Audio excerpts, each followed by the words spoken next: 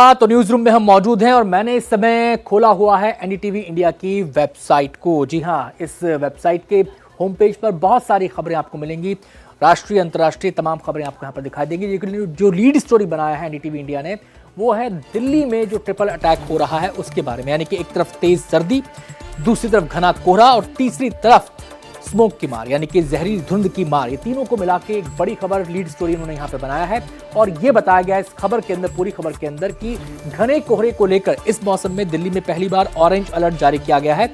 और ये कहा गया है कि विजिबिलिटी जो है 50 मीटर से भी कम हो सकती है। इस खबर में यह भी बताया गया है कि 21 दिसंबर से पारा और नीचे आएगा, यानी कि तापमान और कम होगा। तो एक ठिठुरन पैदा करने वाली कड़ाके की ठंड के लिए आप तैयार रहिए। लेकिन जो सबसे ज्यादा अहम बात है वो ये है कि दिल्ली में जो प्रदूषण का कहर है वो एक बार फिर से देखने को मिल रहा है। जब आपको ध्यान होगा दिसंबर के महीने में बरसात हुई थी तो दिल्ली का AQI काफी नीचे आ गया था। उसके बाद ग्रैब से जुड़ी पाबंदियों को कम किया गया था, लेकिन ग्रैब से जुड़ी पाबंदियों को फिर से बढ़ाने के बावजूद अब AQI ने चिंता बढ़ा रखी है। दिल्ली में जो औसत AQI है वो 448 दर्ज किया गया है, जबकि कई शहर के इलाके ऐसे हैं जहां पर AQI 400 के पार पहुंचा गया। तो इस खबर के अंदर बताया गया है उन जगहों के बारे में जहां पर 450 से ऊपर AQI, ये पूरी लिस्ट यहां पर दी गई है।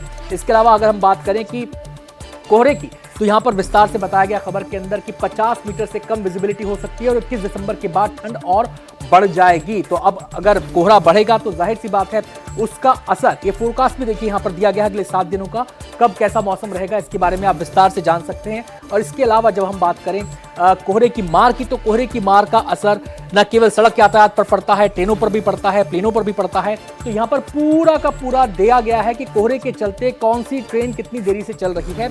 आप इस लिस्ट को बाकायदा इस वेबसाइट की खबर पर जाकर, लीड स्टोरी में जाकर चेक कर सकते हैं।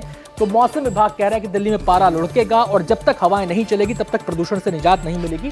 तो दिल्ली की इस परेशानी के बारे में विस्तार से खबर दी गई है, लीड स्टोरी एनडीटीवी इंडिया की। अब हम बात कर लेते हैं MP छत्तीसगढ़ की जो एनडीटीवी की वेबसाइट है उसके बारे में। यहां पर भी तमाम खबरें हैं स्टेट से जुड़ी, लेकिन जो सबसे अहम खबर आम आदमी से जुड़ी खबर यह है कि रायपुर, अंबिकापुर, बिलासपुर में इन तीनों शहरों को कनेक्ट करने के लिए उड़ान सेवा का आगाज आज से हो रहा है। और जो सीएम विष्णुदेव सहाय हैं वो इसको हरी झंडी दिखाएंगे। आपको बताएं कि ये जो योजना शुरू की गई है इसमें छत्तीसगढ़ सरकार की पहल भी शामिल है और ये योजना केंद्र सरकार की रीजनल कनेक्टिविटी योजना के तहत शुरू की जा रही है। सबसे अहम बात यह है कि इस योजना के तहत, यानी कि इस योजना का लाभ उठाने के लिए यात्रियों को, छत्तीसगढ़ के लोगों को केवल 999 रुपए खर्च करने पड़ेंगे। इससे समय भी बचेगा और विकास के नए रास्ते छत्तीसगढ़ में खुलेंगे। इसको लेकर बाकायदा सोशल मीडिया पर पोस्ट जारी किया है सीएम विष्णुदेव सहाय ने और उस पर खुशी जाहिर की है। आपको बता दें कि ये किफायती सफर 3 शहरों को जोड़ेगा, रायपुर, अंबिकापुर और बिलासपुर को। जैसे आपने देखा है ना कि लोकल शहर के अंदर बसें चलती हैं, वैसे ही हवाई सेवाओं का विस्तार छत्तीसगढ़ में इस योजना के तहत देखने को मिलेगा और कनेक्टिविटी और ज्यादा बेहतर होगी बाकी शहरों से भी। अब हम बात कर लेते हैं राजस्थान की वेबसाइट की।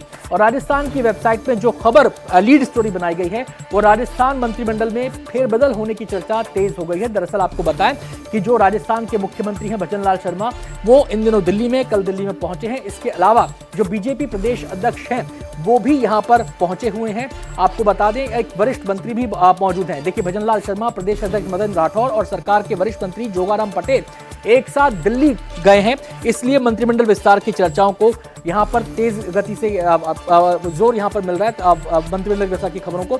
आपको बता दें कि यहां पर वो मीटिंग करेंगे। हालांकि कहा यह जा रहा है कि जब पीएम मोदी ने भजन लाल शर्मा की सरकार की तारीफ की थी तभी से कयास लगने लग गए थे कि मंत्रिमंडल में विस्तार होगा, मंत्रिमंडल में फेरबदल होगा। जो नॉन परफॉर्मिंग मंत्री हैं उनको बाहर का रास्ता दिखाया जा सकता है। वो कौन होंगे ये आने वाले दिनों में साफ हो सकता है। ये भी इसमें खबर में बताया गया है कि भजन लाल शर्मा को फ्री हैंड दिया जाएगा, लेकिन आवश्यक निर्देश दिल्ली से भी मिलेंगे। तो राजस्थान से जुड़ी खबर यहां पर। अब वर्ल्ड वेबसाइट का हम रुख कर लेते हैं और देखते हैं वहां पर किस खबर को प्रमुखता से छापा गया है। एलन मस्क इस नाम से पूरी दुनिया परिचित है और जब से वो ट्रंप एडमिनिस्ट्रेशन का, ट्रंप की जो टीम बन रही है उसका हिस्सा बने हैं, तब से उनका कद और ज्यादा ऊंचा हो गया। इस खबर में पूरा कंपेयर एंड कंट्रास्ट किया गया है कि ट्रंप के टीम का हिस्सा होने के बाद एलन मस्क न केवल आर्थिक तौर पर मजबूत हो रहे हैं बल्कि जियोपॉलिटिक्स में भी उनकी दखल बढ़ती जा रही है। और इसी से जुड़ी खबर को यहां पर विस्तार से छापा गया है। बताया गया है कि यूके के जो लीडर हैं नीजल फार्ज, उनकी मीटिंग इस वीक हुई है। वो काफी राइट हार्डलाइनर माने जाते हैं, इमिग्रेशन को लेकर उनको काफी टफ स्टैंड रहता है। इस मीटिंग को लेकर यूके में भी चर्चाएं चली हुई हैं। जो दोनों मेन पार्टियां हैं, लेबर पार्टी हो, कंजर्वेटिव पार्टी हो, उनके नेताओं की भौं इस खबर को लेकर चढ़ी हैं। तो इस पूरी खबर को विस्तार से यहां पर छापा गया है।